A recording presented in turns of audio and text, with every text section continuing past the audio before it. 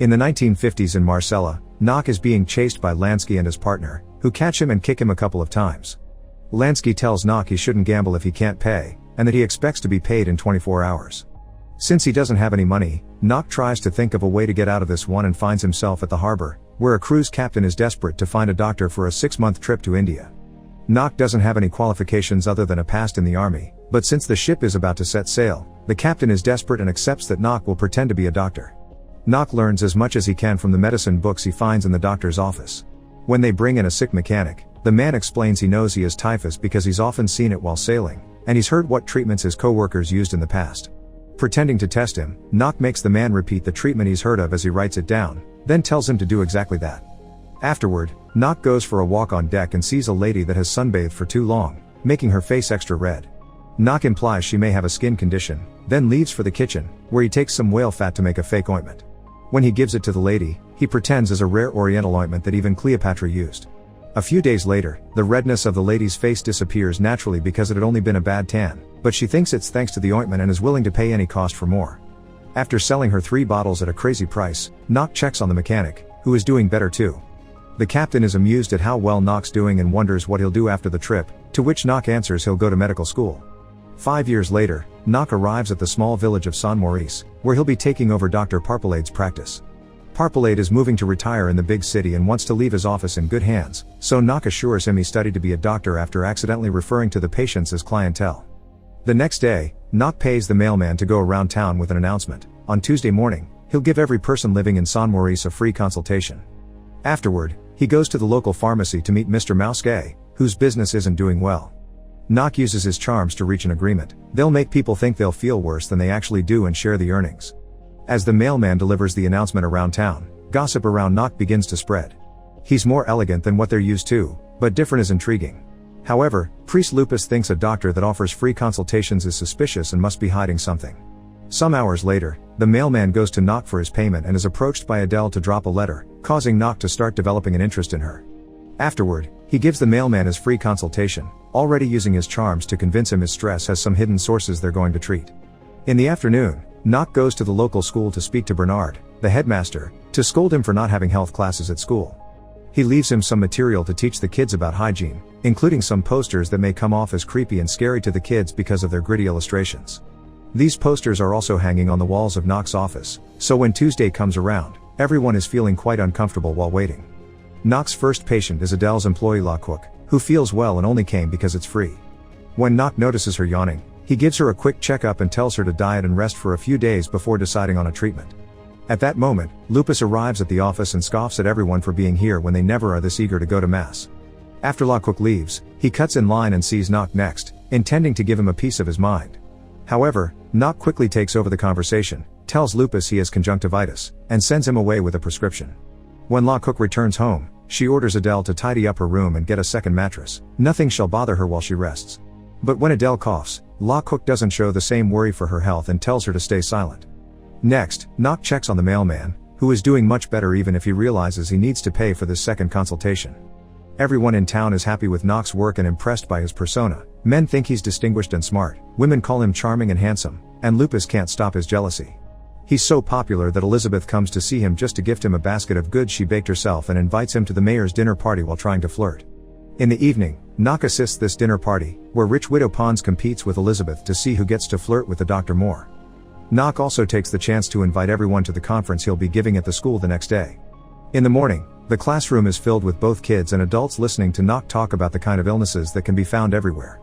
He calls Didier to the front to give a demonstration, pointing out how to discover bad signs inside the mouth. Fortunately, Didier is clean, and Nock congratulates him for his good hygiene, earning him a round of applause from everyone.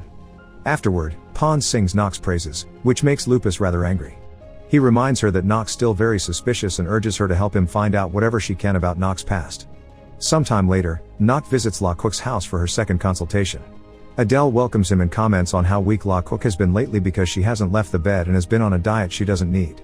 However, she doesn't insult Nock for having played her boss like that. In fact, she calls him smart. Nock notices Adele coughs a lot and asks her to come to his office sometime, promising not to charge her. Afterward, Nock goes to La Cook's bedroom and offers her an expensive treatment that she refuses to pay. Laquaq tries to convince him she's doing fine by doing some exercise, but that only makes her feel worse, causing her to give in and pay Nock whatever amount he asks for. A few days later, Nock visits Mouske for their monthly meeting. The pharmacy is doing much better now and Mouske is impressed by the money he's making, so he's hesitant to lose this when Nock comments on the chances of doubling their earnings. However, Nock uses his charms once again and gives him a speech about the two of them being the guardians of this town's health. Later, Nock's visited by Pons, who manages to get him to visit her 4 times a week to check on her health. She may be flirting, but Nock plays along because of the money that will bring. Pons also tries to ask some questions about his past, but Nock only gives her vague answers before dismissing her. His next patient is Elizabeth, who is desperate to beat Pon and takes off her coat to show Nock she isn't wearing any clothes. Her efforts are in vain though. Nock turns her down and asks her to leave. The night of the town's annual party, Nock notices Adele arguing with her fiancé and leaving the building in a huff, unaware that a newly arrived stranger is also sneaking in through the window. This stranger turns out to be Lansky, who has been traveling as a tramp. Lupus finds him stealing food and tries to call for help, but Lansky grabs him by the neck and threatens him into letting him stay in the church for a few days. Back to Nock, he takes his car down the road to offer a lonely Adele a ride. He scolds her for not wearing gloves and a scarf, but quickly apologizes when she mentions she isn't in the mood to be chastised. The two of them chat and bond on the way to her house, and Adele confesses she's broken up with her fiancé. She also claims to be the only one in town who knows why he's different.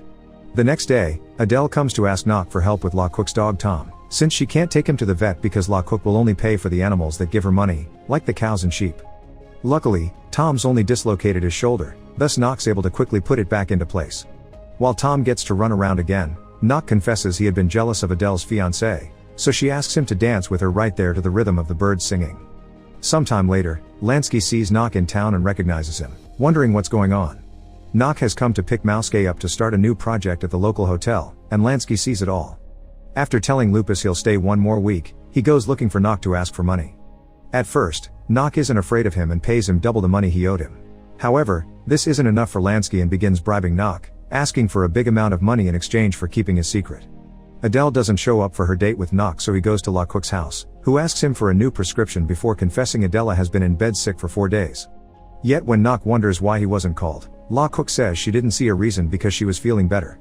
Nock rushes to check on Adele and worries when she sees the condition, causing him to send her to get some tests done at the city hospital. Before leaving, he leaves her a gift, a scarf with a pair of gloves.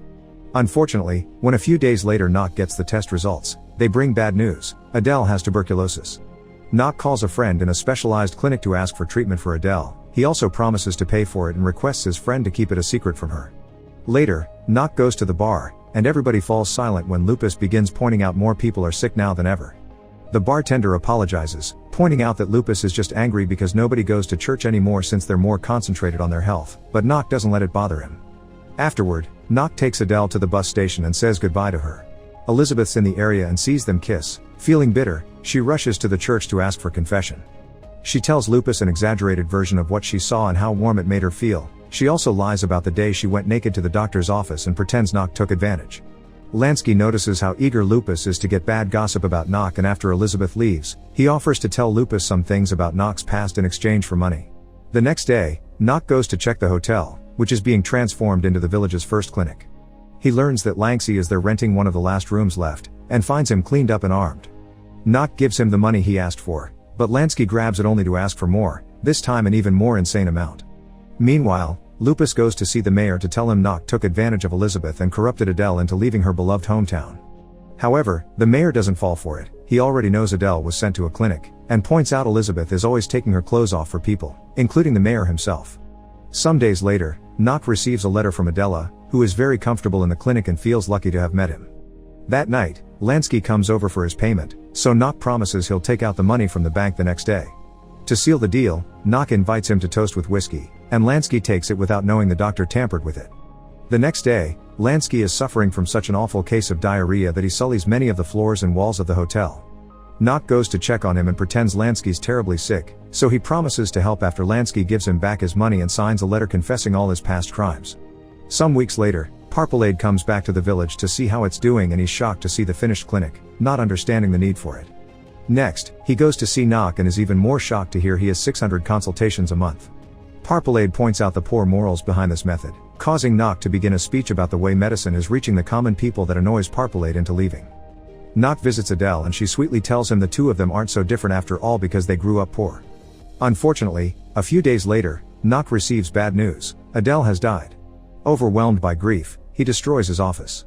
During the funeral mass, Lupus says Adele died because she put her life in the wrong hands and mentions Nock's former gambler and thief. Furious, Nock admits having done bad jobs to survive, but he worked hard to become a doctor when he had a chance.